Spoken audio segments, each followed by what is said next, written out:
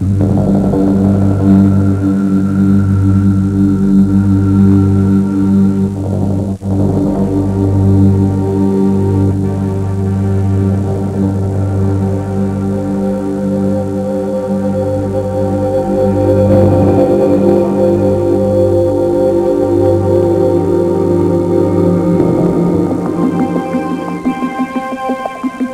live in a world of turmoil, a world in which violence is an instrument of political ambition, and freedom is viewed as an obstacle to expansion.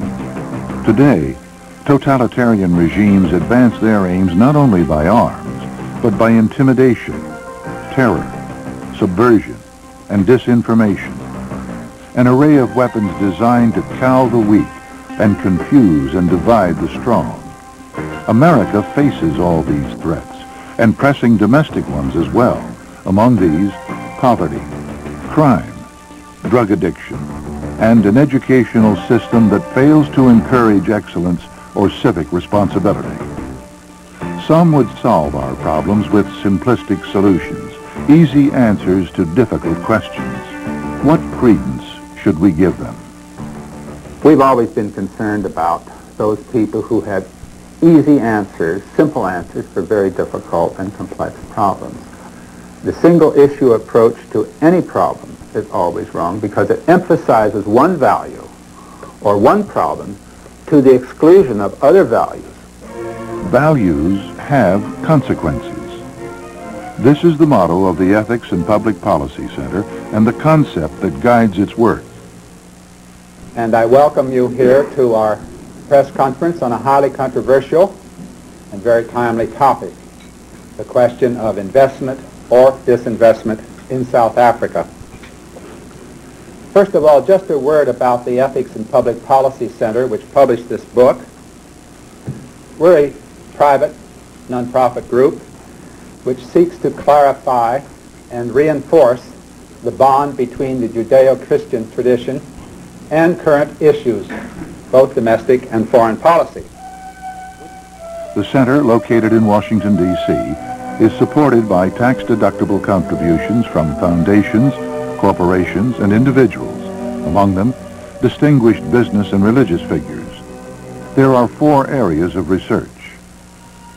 Religion and society, analyzing the positions of religious bodies on public issues to determine their quality and fidelity to their own traditions. Business and society, assessing the problems and achievements of corporations and distinguishing between honest criticism and ideologically inspired attacks. Education and society, examining the role of our schools in teaching facts and values. And foreign policy, addressing America's political, economic, and military responsibilities and the issues affecting them. For example, the Center conducts a Pacific Area project concerned with the mutual security and economic well-being of the United States and its Asian partners, Japan, South Korea, the Republic of China on Taiwan, the Philippines, and Singapore. A principal concern is the growing Soviet military threat to the region. The issue of disinvestment in South Africa deals with 3 of the Center's 4 major areas of study. This press conference was called to announce the Center's book on the subject by staff member Richard Sincere. But the majority of church leaders that I've spoken to in South Africa or corresponded with would oppose disinvestment as a policy for change in that country. There was also a poll of black factory workers which showed that 75% of workers in the urban areas would disapprove of a disinvestment strategy. They would prefer that American and Western European firms continue to invest in South Africa and continue to provide jobs, employment opportunities, training opportunities, and education for black workers. I hope that by introducing this book on the politics of sentiment, we are able to raise the level of discourse on the question of whether American firms should continue to invest in South Africa. The Center publishes books and essays on a wide range of subjects. Orders have come from all 50 states, from 30 foreign countries, and from 300 colleges and universities. Anthologies on ethics and nuclear arms and on U.S. Central American policy have been used in classrooms at more than 50 colleges and universities.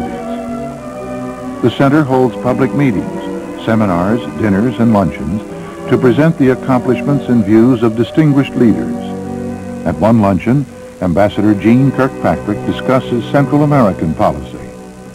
I think it is vitally important that the development of Nicaragua as a Soviet military base in the hemisphere be stopped. I also think from the perspective of our values, it is vitally important that we stand with the Contras, because in doing so, we will be standing with those who stand for freedom. The leadership of the Contras today consists of men who led the opposition to Somoza. There was a survey done by our government recently of the percent of the people in the Contras who supported Somoza in military roles during the Somoza regime, and our government is prepared to say that that does not exceed 2% of the total Contra force. An array of distinguished speakers appear at a two-day conference on civic virtue and educational excellence. Our students will not recognize the urgency in Nicaragua. They cannot recognize the history that is threatening to repeat itself, no matter what side one is on in this issue.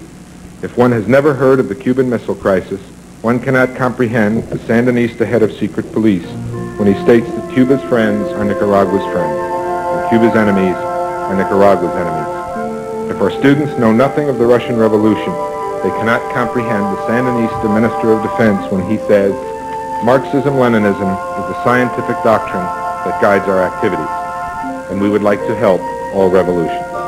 If our students know nothing of the Monroe Doctrine, what difference will the intrusion of the Brezhnev Doctrine in Central America mean to them, or to us? Some people believe schools should just teach academic subject matter and leave values to parents and churches. For others, objections rest on the real dangers that discussions of values will be politicized or will have a hidden agenda. But as I have already said, some aspects of moral education can and should be imposed simply in the name of creating an atmosphere conducive to learning. The civil rights provisions provide at least some assurance that capable people will not be barred from education due to racial, ethnic, or sexual discrimination. And this also must enhance the level of learning.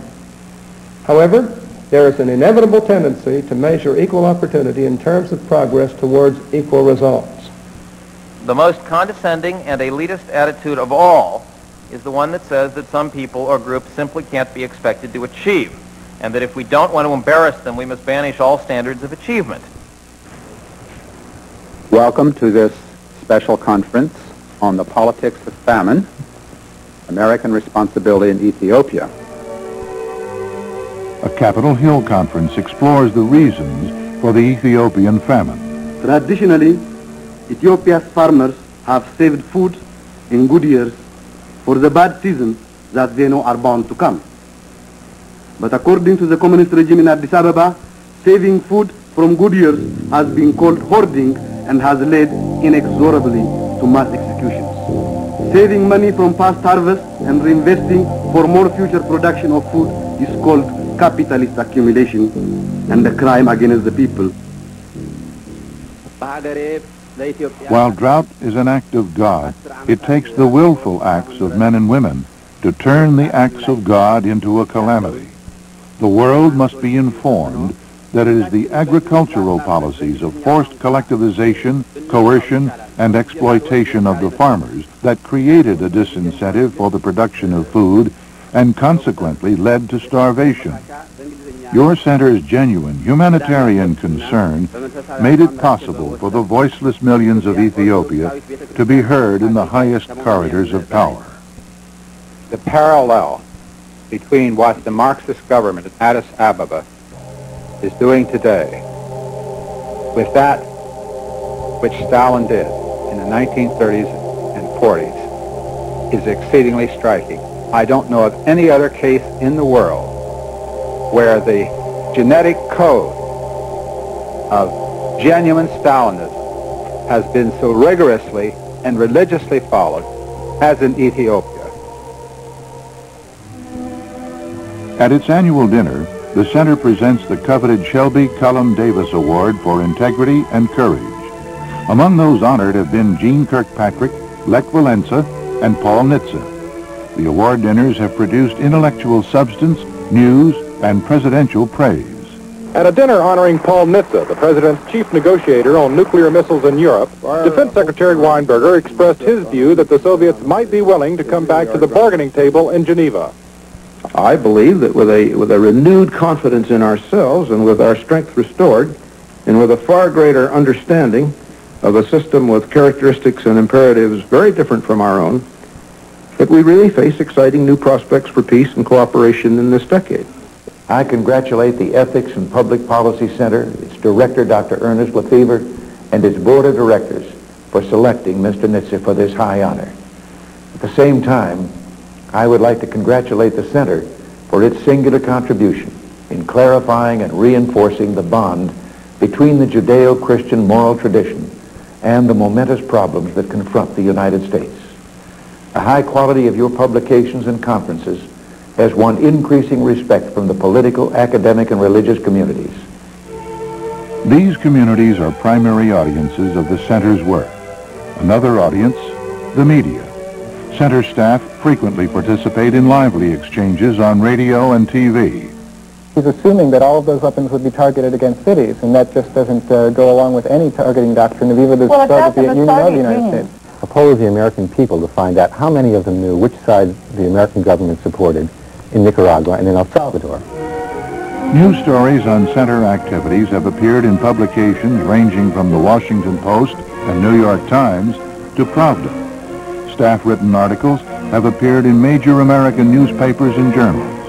Comments on the Center's work have come from distinguished academic, political, religious, and business leaders.